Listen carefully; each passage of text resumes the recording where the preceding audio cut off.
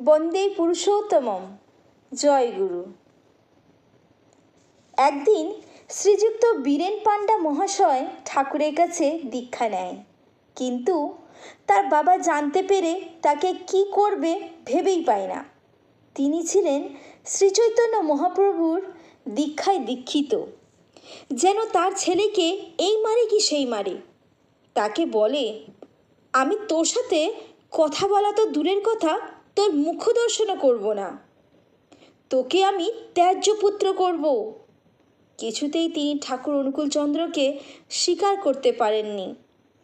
বীরেনদা মনের দুঃখে ঠাকুরের কাছে এসে বললেন, ঠাকুর, আপনার কাছে আমি দীক্ষা নিয়েছি শুনে আমার বাবা আমার সাথে কথা বলে না, আমায় ত্যায্য পুত্র করবে বলছে। ঠাকুর, আপনি বলুন এখন আমি কি করব? ঠাকুর তখন বলছেন, তোর বাবা এমনটা বলেছে? বীরেনদা তখন বলছে, হ্যাঁ হ্যাঁ ঠাকুর।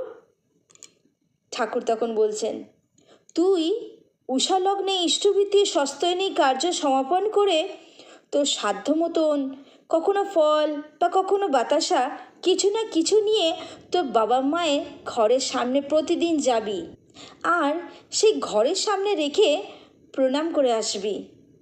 একদিনও যেন বাদ না পড়ে, প্রতিদিন এমনটাই করবি কিন্তু। বীরেনদা ঠাকুরের কথা মতন প্রতিদিন তার বাবা মায়ের ঘরের সামনে গিয়ে কিছু না কিছু রেখে প্রণাম করে আসতেন। একদিন তার বাবা বলছেন, প্রতিদিন এইভাবে আমার ঘরের সামনে কে এমনভাবে কিছু না কিছু রেখে যায়? পরিবারের সবাই বলে, আমরা তো কেউ কিছু জানি না। তখন তিনি তার ছেলে বীরেনকে ডেকে বলে, তুই এমনভাবে প্রতিদিন কিছু না কিছু রেখে যাস, তোকে কে এমনটা করতে বলেছে? বীরেনদা ভয়ে ভয়ে বলেন, আমার গুরুদেব ঠাকুর অনুকূলচন্দ্র আমাকে এমনটা করতে বলেছেন।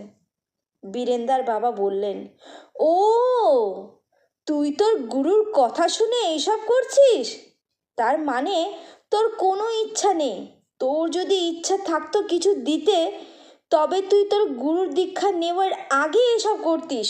আচ্ছা, একদিন আমায় নিয়ে যেতে পারিস না তোর গুরুর কাছে? আমিও দেখি তোর গুরু কেমন। বীরেনদা প্রফুল্ল চিত্তে বলছেন, বাবা, আমি আমি কালকেই তোমাকে নিয়ে যাব। পরের দিন রওনা হলেন। ঠাকুরের কাছে যেতেই ঠিক কিছুটা দূর থেকে বীরেনদার বাবা দেখছেন যেন তার শ্রীচৈতন্য মহাপ্রভু বসে আছেন, আবার হাত দিয়ে চোখ দোলছেন। আবার দেখছেন ঠাকুর অনুকূলচন্দ্র বসে আছেন, আবার হাত দিয়ে চোখ দোলছেন। আবার দেখছেন ঠাকুর অনুকূলচন্দ্র বসে আছেন। এরকম বারবার দেখতে লাগলো। তখন ঠাকুরের কাছে ছুটে এসে ঠাকুরকে প্রণাম করে জিজ্ঞাসা করছেন, ঠাকুর, আমি যা দেখছি তা কি সত্যি? ঠাকুর তখন বলছেন, তুই তো নিজের চোখে দেখেছিস তো? বীরেনদার বাবা বলছেন, হ্যাঁ ঠাকুর, আমি আমার নিজের চোখেই দেখেছি। ঠাকুর তখন বললেন, তবে তুই ঠিক দেখেছিস। বীরেনদার বাবা বললেন, আমি তোমায় চিনতে পেরেছি ঠাকুর, আমি তোমায় চিনতে পেরেছি। তৎক্ষণাৎ কাল বিলম্ব না করে তিনি ঠাকুরের কাছে দীক্ষা নিলেন। এই হচ্ছেন আমাদের ঠাকুর। তিনি সব, তিনি শ্রীচৈতন্য মহাপ্রভু, তিনি আল্লাহ, তিনি যিশু, তিনি সব, তিনি শ্রীকৃষ্ণ, তিনি নারায়ণ, তিনি সব।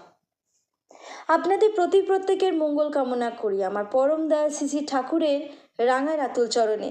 আপনারা সবাই ভালো থাকবেন, সুস্থ থাকবেন। জয় গুরু।